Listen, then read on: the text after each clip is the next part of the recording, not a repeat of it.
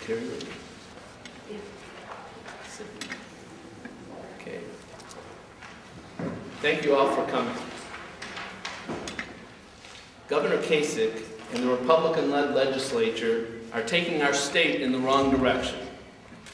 Instead of focusing on creating jobs and economic opportunity for all, workers' rights are being stripped away, and the keys to Ohio's treasury are being turned over to a shadowy new group of out-of-state interests who are not accountable to Ohio's taxpayers.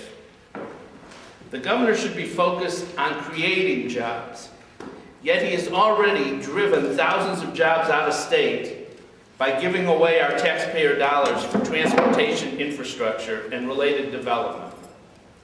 The governor should be focused on building up Ohio's skilled workforce, our middle class, which has been our strength.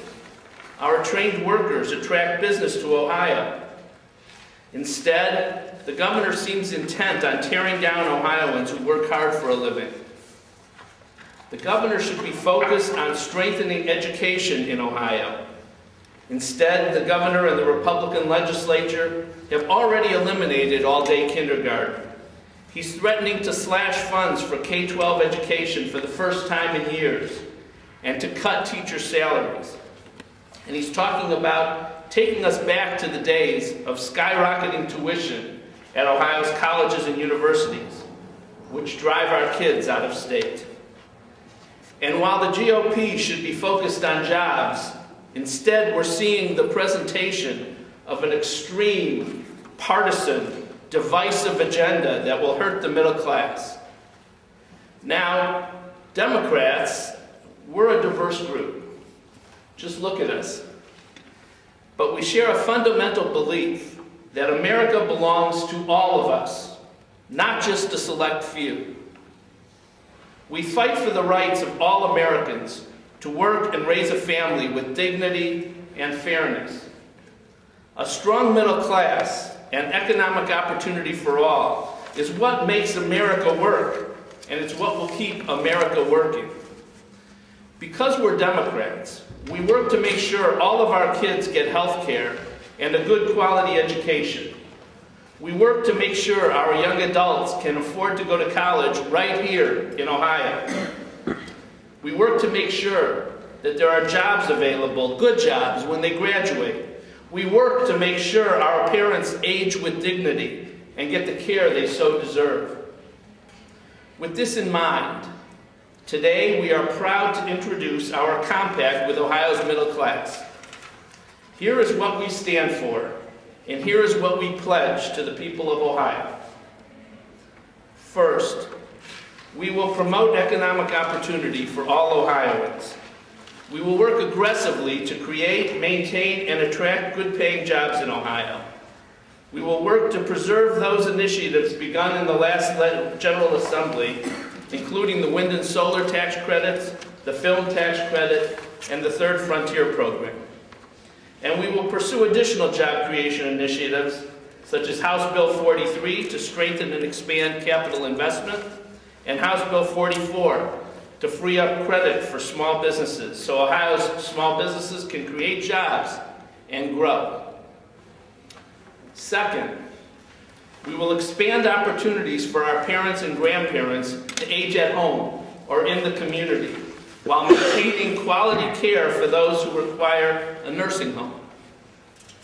We've been working for the past several years to throw the doors wide open on opportunities for older Ohioans to age at home. We'll continue to pursue policies like the individual provider rule, created under former Director Riley, which enables family members to care for family at home and expands opportunities to receive assisted living care. And we cannot slash funding for nursing homes in a manner which will leave mom and dad without adequate care. We will not allow Ohio's elders to be shoved aside, warehoused, and treated without the respect they so deserve.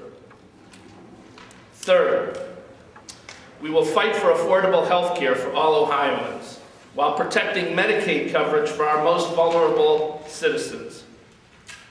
will fight to preserve the initiatives adopted under Democratic leadership during the last 2 years, such as bringing down the cost of open enrollment for people with pre-existing conditions and allowing young adults to remain on their parents' insurance until age 28. But more must be done.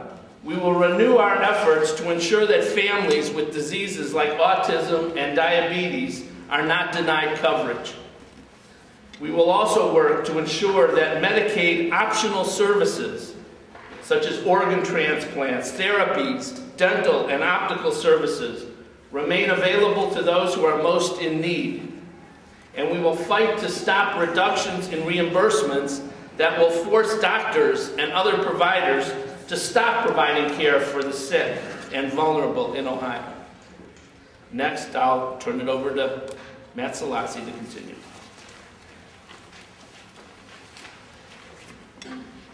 Thank you, Leader. Fourth, we will stand strong to protect the rights of all workers, union and non-union, hourly and salary.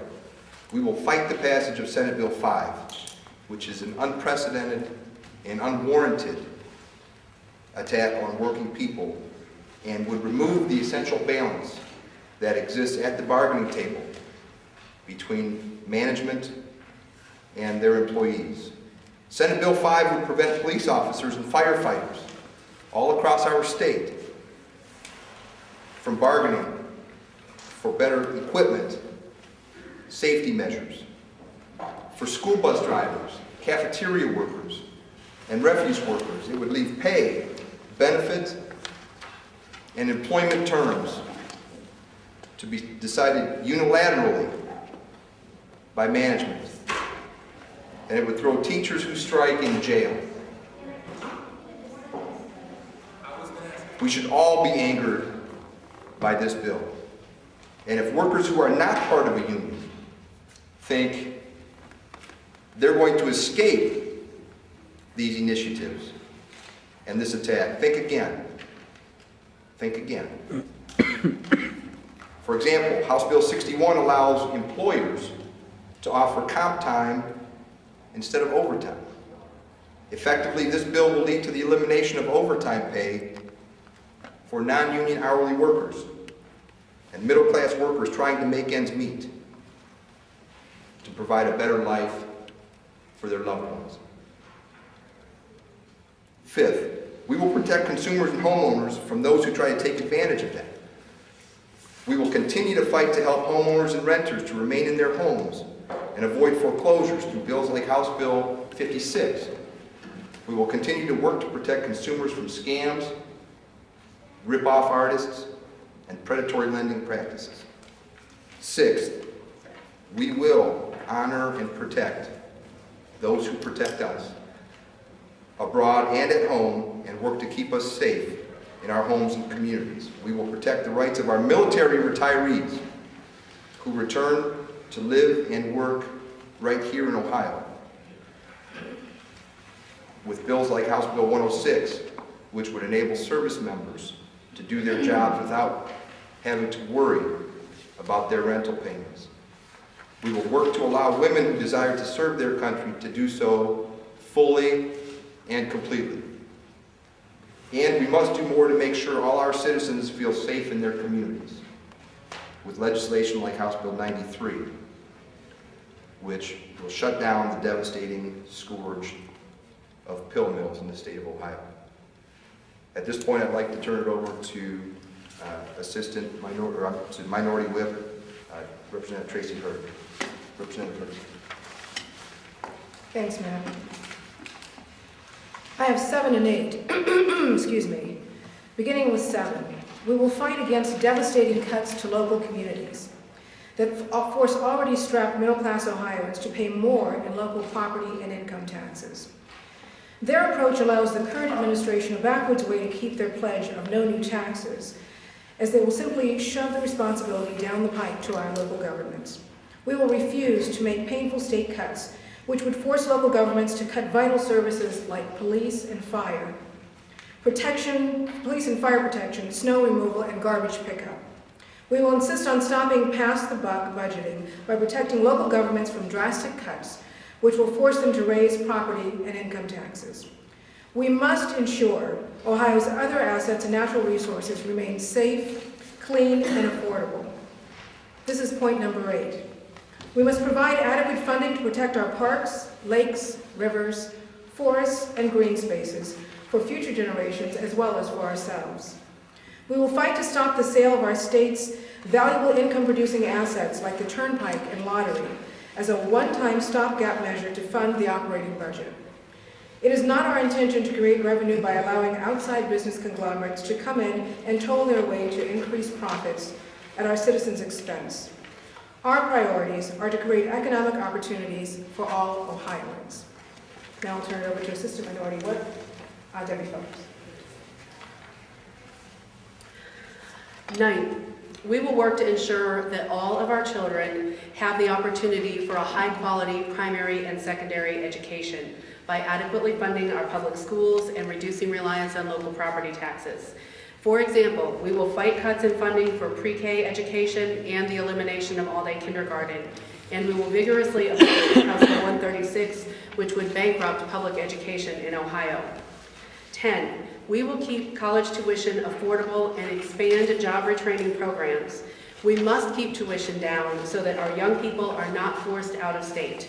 For a decade, tuitions in Ohio rose 9% a year on average, making Ohio's colleges unaffordable to many of our young people. During the last 2 budgets under Democratic leadership, we froze college tuition for 2 years and capped the increases to 3.5% for the following 2 years. We will fight to avoid a return to the cycle of spiraling costs, and we will better utilize our community colleges to prepare unemployed workers for the jobs that are open right now. Turning back to Leader Budish. Thanks. This compact protects and promotes Ohio's middle class. And it moves us forwards, not backwards. We cannot turn our backs on the progress we've been making, and we cannot afford to turn our backs on our responsibility to serve all Ohioans. This is our compact with Ohio's middle class. This is our compact with Ohio's working families. Families who are striving to give their kids a quality education and to build for themselves and their children a better life.